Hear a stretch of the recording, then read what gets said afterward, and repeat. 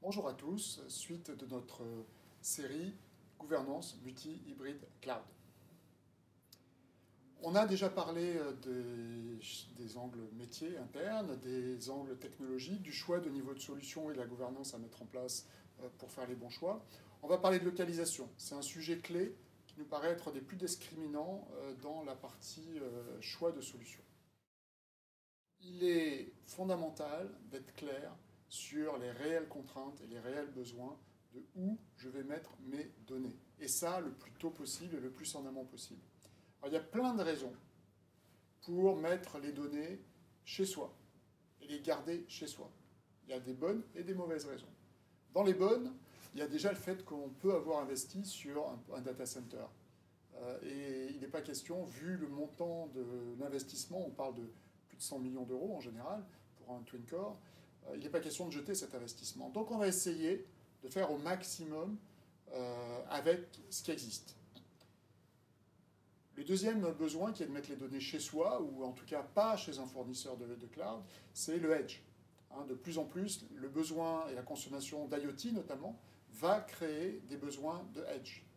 Le troisième, c'est les temps de latence, qui va aussi avec l'IoT et le edge d'ailleurs, mais peut-être plus sur des choses comme l'industrie 4.0, comme les temps de latence influent effectivement aussi lorsqu'on a besoin de beaucoup de réactivité, pilotage de production, je sais pas, en processus continu quand même, c'est assez difficile d'écarter trop les infrastructures du process.